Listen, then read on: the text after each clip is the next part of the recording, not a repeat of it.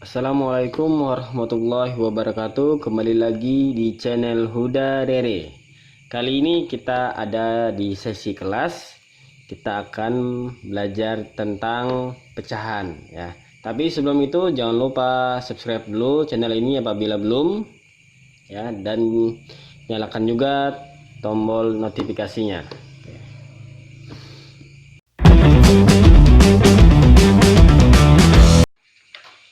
Oke, sebelum belajar lebih lanjut tentang pecahan, kita perlu mengetahui dulu apa sih arti pecahan itu. Oke, pecahan itu dasar katanya adalah dari kata pecah ya.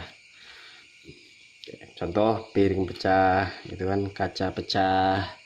Contoh kejadiannya seperti ini. Ada sebuah piring kaca ya, dalam kondisi utuh lalu jatuh dari ketinggian ke lantai, maka kan dipastikan piring itu akan mengalami pecah ya. Jadi awalnya piring itu yang harusnya satu utuh ya, lalu jatuh pecah dan terjadi menjadi beberapa bagian. Nah, beberapa bagian itulah yang dinamakan pecahan ya. Contoh-contoh lagi, kertas ini, kertas kuning ini. Oke, kertas ini satu utuh ya. Ketika kita bagi menjadi 4 contohnya,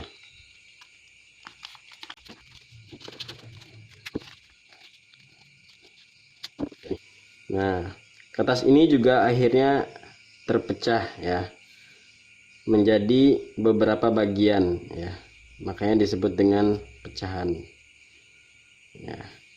Oke. Intinya pecahan itu adalah bukan bilangan bulat ya, bukan bilangan bulat. Bilangan bulat itu kan 1, 2, 3 dan seterusnya, itu bilangan bulat. Sekarang kita sudah mengetahui apa yang dimaksud dengan pecahan. Selanjutnya kita akan belajar mengenal apa itu pembilang dan penyebut. Oke, awalnya kertas yang di kiri saya adalah kertas satu utuh seperti ini ya, seperti ini, lalu dibagi menjadi 4 ya. Nah, yang keempat-empat ini ya, itu disebut dengan penyebut ya. Jadi 4 bagian ini disebut dengan penyebut ya. Maka kalau kita ubah menjadi dalam tulisan ya, tulisan angka atau bilangan pecahan, jadi seperti ini ya. Oke, dia akan menjadi seperti ini ya. Jadi penyebut 4. Nah, jadi penyebut itu yang di bawah ya, yang jumlah 4-nya ini. Nah, lalu kita akan belajar nih tentang pembilang. Ini tadi penyebut ya, penyebut. Oke. Pembilang. Jadi pembilang itu adalah beberapa dari 4 bagian ini yang kita ambil. Misalkan saya ambil 1 ya, jadi 1 ini itu disebut dengan pembilang ya, pembilang. Jadi 1 titik. Oke, kalau kita simpulkan berarti yang saya pegang adalah 1 ya, 1 ya, dari berapa bagian? Dari 4 bagian ya. Jadi kertas ini adalah 1 dari 4 bagian yang tadi. Kalau kita ubah menjadi lambang bilangan ya, lambang dalam matematika adalah seperti ini, 1/4. Oke, ingat ya, penyebut itu yang di bawah ini, pembilang adalah yang di atas.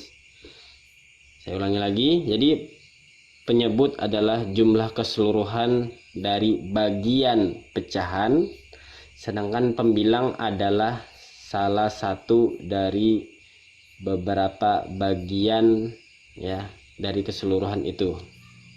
Contohnya seperti ini tadi, kalau saya ambil 2 seperti ini, maka dalam bentuk bilangan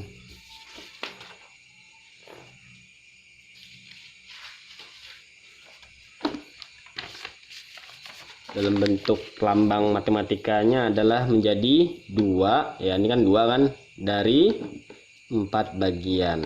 Oke. Sekarang kita sudah belajar tentang pembilang dan penyebut. Pembilang, penyebut.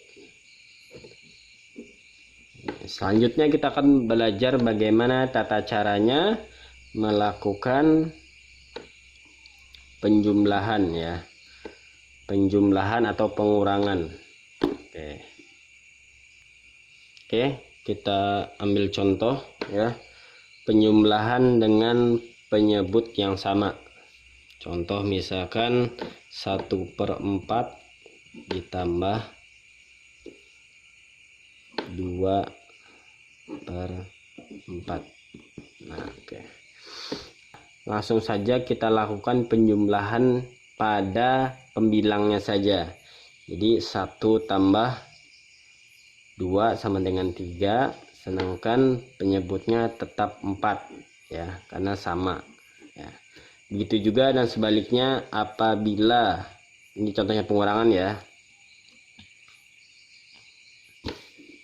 Contohnya misalkan 3/4 dikurangin 1/4 sama dengan 2/4 gitu ya. Bagaimana contoh konkretnya? Seperti ini. Oke, kita ambil contoh soal ini ya. Oke, ini kan awalnya 1 utuh lalu menjadi 4 ya, menjadi 4 bagian. Jadi kita ambil 1/4 ya, 1/4, lalu kita ambil 2/4 ya. 1/4 ditambah 2/4 kita gabungkan menjadi, jawabannya adalah 3/4. Jadi 3 dari 4 bagian ya. Jadi kalau mau dijadikan satu utuh atau 4/4 tinggal tambahkan aja 1/4 jadinya 1 utuh. Sama halnya kayak gini juga tadi. Contoh nih ya, 3/4. Oke, ini 3/4 dikurangin 1/4 ya, dikurang, itu kan diambil gitu, menjadi sisanya 2/4. Oke, seperti itu ya. Insya Allah mudah dipahami. Demikianlah tadi tentang pecahan ya, apa itu pecahan, terus bagaimana mengetahui tentang yang mana penyebut dan yang mana pembilang, dan juga contoh konkret melakukan penjumlahan pecahan biasa dengan penyebut yang sama. Oke. Demikianlah tadi video saya. Jangan lupa subscribe channel ini apabila belum, like apabila kalian menyukai ini, dan share video ini ke sosial media Anda. Dan jangan lupa juga aktifkan tombol notifikasinya, karena dalam video selanjutnya saya akan memberikan tata cara bagaimana melakukan pengurangan dan penjumlahan apabila penyebutnya berbeda. Begitu juga dengan bagaimana caranya melakukan perkalian dan pembagian pada pecahan biasa seperti ini. Oke, terima kasih. Assalamualaikum warahmatullahi wabarakatuh.